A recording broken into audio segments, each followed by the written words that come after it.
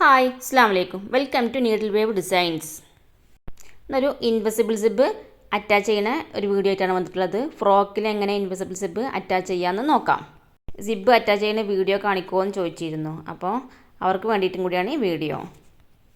ഞാനിത് table top മെഷീനിലാണ് ചെയ്യുന്നത്. Table top machine വാങ്ങുമ്പോൾ അതിൻ്റെ കൂടെ തന്നെ ഉണ്ടാകും ഇതേപോലത്തെ ഒരു ഫൂട്ട്, വൺ സൈഡ് ഫൂട്ട്.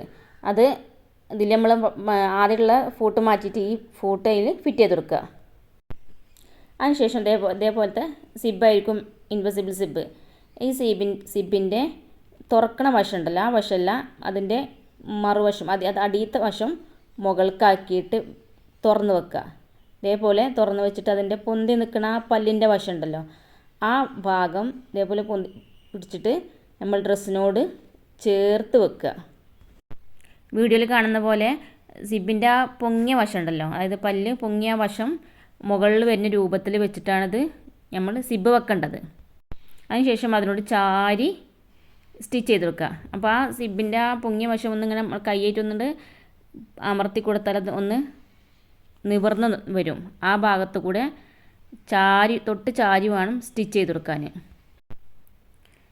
ഇതേപോലെ അങ്ങേ തല വരെ സിബ് സ്റ്റിച്ച് ചെയ്ത് കൊടുക്കുക. ഞാനിത് വലത്ത് ഭാഗത്തെ സിബാണ് ആദ്യം സ്റ്റിച്ച് ചെയ്യുന്നത്.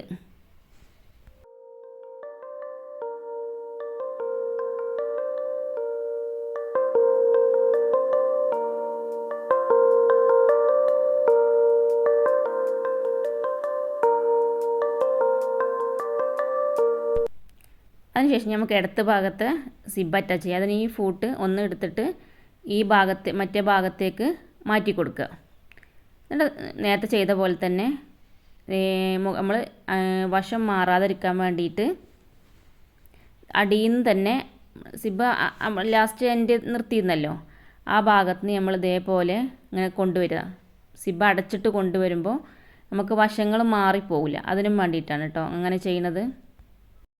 ആദ്യമായിട്ടൊക്കെ ചെയ്യുന്നവർക്ക് സിബ് വെക്കണ ആ വശം മാറിപ്പോകും. അപ്പോൾ അതിനും വേണ്ടിയിട്ട് നമ്മൾ പേക്കാതിരിക്കാൻ വേണ്ടി അടിയിൽ നിന്ന് തന്നെ ഇങ്ങനെ സിബ് അടച്ചിട്ട് കൊണ്ടുവന്നിട്ട് പിന്നെ ആ ഏത് ഭാഗമാണ് വരുന്നത് ആ ഭാഗത്തിന് നമുക്ക് പല്ല് മുകൾക്ക് വരുന്ന വശമാക്കി ഡ്രസ്സിനോട് വെച്ചിട്ട് ചേർത്ത് സ്റ്റിച്ച് ചെയ്തെടുക്കുക.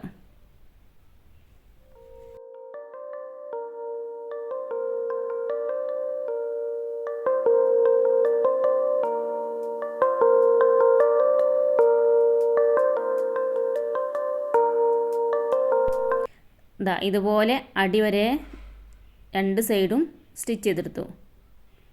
ഇനി നമുക്ക് സിബ് അടച്ച് നോക്കുക, റെഡിക്ക് തന്നെയല്ലേ എന്നുള്ളത് നോക്കുക. അതേപോലെ നമുക്ക് സിബ് വെച്ചതായിട്ട് അവിടെ കാണൂല്ല, നല്ല വൃത്തിയായിട്ട് കിട്ടും ചെയ്യും. എല്ലാവരും ചെയ്തു നോക്കണേ. വീഡിയോ കാണുന്നവർ ആദ്യമായിട്ടാണെങ്കിൽ സബ്സ്ക്രൈബ് ചെയ്യണേ.